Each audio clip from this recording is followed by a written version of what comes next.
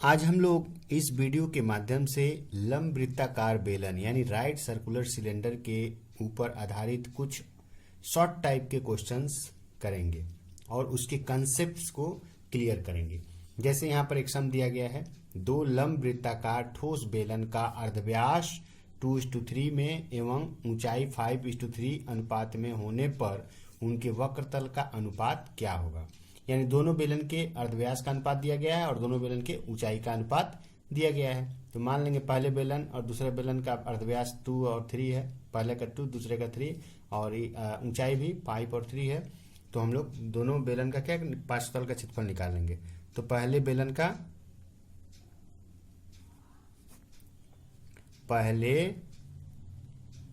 बेलन के पार्श्वतल का क्षेत्रफल बराबर फार्मूला होता है 2πr/h, यानी आधार की परिधि गुणे ऊंचाई। तो आधार की परिधि यहाँ पर जैसे बना हुआ आधार क्या है, वृत्त है, तो इसकी परिधि 2πr। तो यहाँ पर r1 हम लेंगे 2πr1h1 लेंगे पहले वृत्त के लिए, पहले सिलेंडर के लिए। अब वैल्यू पुट करेंगे तो ये हो जाएगा 2π इंटू r1 का वैल्यू है 2 इंटू h का वैल्यू है 5, इतना वर्ग इकाई। इसी प्रकार दूसरे बेलन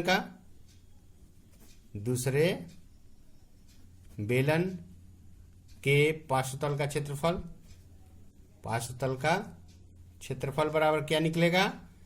ये भी यही फार्मूला होगा, आधार की परिधि गुणे ऊंचाई, बट यहाँ पर हम लोग R2 और H2 लेंगे क्योंकि हम लोग दूसरे बेलन की बात कर रहे हैं, उसका R2 अलग है, उसका रेडियस अर्धव्यास अलग है। तो 2π इंटू दूसरे का रेडियस 3 है, ऊंचाई क्या है 3, इतना वर्ग इकाई।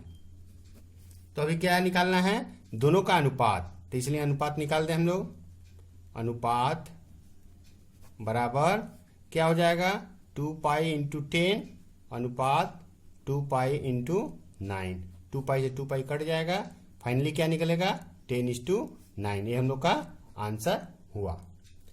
इसके बाद एक सेकंड सम यहाँ पर हम लोग करते हैं, ये भी उसी तरह से है। दो लंब वृत्ताकार ठोस बेलन के अर्धव्यास एवं ऊंचाई का अनुपात क्रमशः 2:3 एवं 5:3 है, तो उनके आयतन का अनुपात क्या होगा। यहाँ पर हमको आयतन निकालना है, तो ठीक है हम लोग आयतन निकालेंगे। तो पहले बेलन का आयतन क्या होगा, पहले बेलन का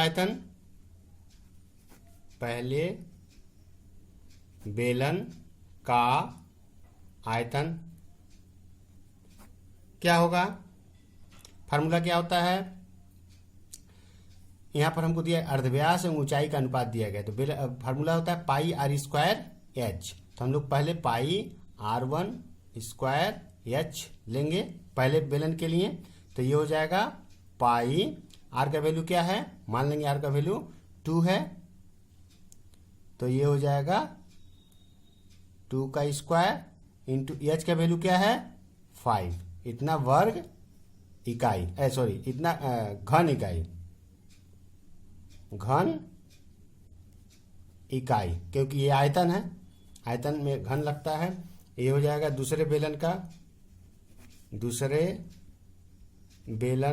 का आयतन क्या निकलेगा, जैसे हम लोग निकाले हैं πr2² equals to pi into R2 का वैल्यू क्या है 3 और H का वैल्यू कितना है 3, H का वैल्यू दूसरे बेलन के H का वैल्यू 3 है। तो ये हो गया इतना घन इकाई। अब इसी का अनुपात पूछ रहा है, तो हम लोग अनुपात निकाल देंगे। अनुपात इक्वल्स टू, यहाँ पर हम लोग देख पा रहे हैं, ये हो जाएगा पाई इंटू 2 4 5 20 हो जाएगा, अनुपात ये हो जाएगा पाई इंटू 3 3 9 3 27 होगा, पाई से पाई कट जाएगा, यानी फाइनली क्या निकलेगा आंसर 20:27। ये हम लोग का आंसर हुआ। और एक बात, ये जो πr²h है कैसे आया है, आधार का क्षेत्रफल गुणे ऊंचाई। आयतन बराबर क्या होता है, आधार का क्षेत्रफल गुणे ऊंचाई, और आधार क्या है एक वृत्त है, तो वृत्त का क्षेत्रफल πr² और h हो गया ऊंचाई, तो ये हो गया। तो इस तरह से हम लोग का ये हो गया। अब यहाँ पर देखते हैं हम लोग दो लंब वृत्ताकार ठोस बेलन का आयतन समान है एवं उनकी ऊंचाई का अनुपात 1:2 है। मान लो एक का ऊंचाई 1 है, 1 इकाई है, और दूसरे का 2 इकाई होने से उनके अर्धव्यास का अनुपात क्या होगा। तो कोई बात नहीं है, तो हम लोग अर्धव्यास यहाँ नहीं दिया हो तो मान लेंगे, माना पहले का अर्धव्यास R1 इकाई तथा दूसरे का अर्धव्यास R2 इकाई है। और ऊंचाई तो दिया ही गया है 1:2, पहले का 1 दूसरे का 2। तो अकॉर्डिंग टू प्रॉब्लम, जो प्रॉब्लम दिया गया उसके हिसाब से हम लोग क्या कर सकते हैं, बोला है कि आयतन समान है, तो आयतन का फार्मूला क्या होता है, pi R1 square into H का value 1 equals to pi R2 square into H का वैल्यू 2। ठीक है, और ये इक्वेशन है, तो हम लोग फाइनली क्या कर सकते हैं, इधर भी पाई इधर भी पाई है, पाई से पाई कैंसिल हो सकता है, तो यहाँ क्या निकला R1 square equals to 2R2 square. ठीक है, अब हम लोग करते हैं इसको R1 square by R2 square equals to 2। अब इसका हम लोग स्क्वायर रूट निकाल लेते हैं, तो स्क्वायर रूट निकलेगा तो क्या होगा, यहाँ पर लिखते हैं हम लोग R1 square by R2 square equals to √2/1 लिख ही सकते हैं। ठीक है, तो R1 स्क्वायर का क्या होगा, स्क्वायर रूट R1 is 2 और ये हो जाएगा R2 का R2 हो जाएगा, तो फाइनली क्या निकलेगा √2:1। ये हम लोग का आंसर हो गया। अब यहाँ पर एक और क्वेश्चन करते हैं हम लोग। एक लंब वृत्ताकार बेलन का अर्धव्यास को आधा एवं ऊंचाई को दोगुना करने से बेलन का आयतन बेलन के पहले आयतन का क्या होगा, यानी पहले बेलन का जो आयतन था और बाद में जो बेलन का आयतन जो होगा उसमें क्या संबंध होगा, ये हमको निकालना है। तो ठीक है, मान लेंगे हम लोग, माना पहले बेलन का अर्धव्यास R तथा R इकाई तथा ऊंचाई h इकाई है, तो आयतन क्या होगा, आयतन हमारा हो जाएगा, इसलिए आयतन क्या होगा इसका पाई R स्क्वायर h घन इकाई। ठीक है, बाद में अर्धव्यास को आधा किया जा रहा है। अच्छा, तो बाद में अर्धव्यास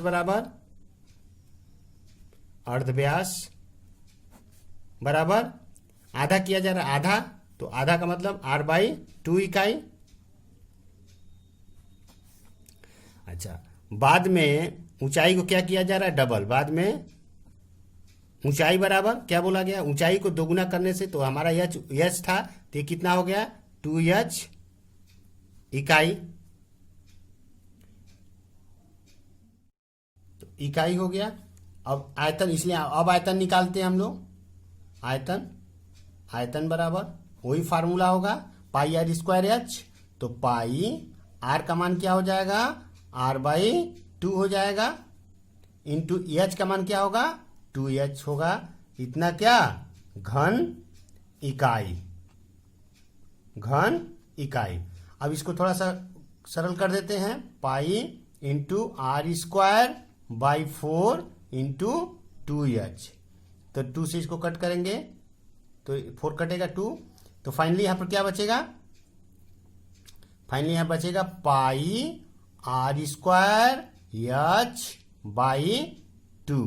अब हम लोग देखें ये आयतन और इस आयतन में क्या संबंध है, हम लोग देख पा रहे हैं ये पाई R स्क्वायर h है, ये पाई R स्क्वायर h बाई 2 है, यानी बाद वाला जो आयतन है वो पहले वाले आयतन का आधा है, तो यहाँ पर पहले आयतन का क्या होगा, उत्तर यहाँ पर क्या होगा आधा, हाफ, आंसर क्या होगा हाफ, ये हम लोग का आंसर हुआ।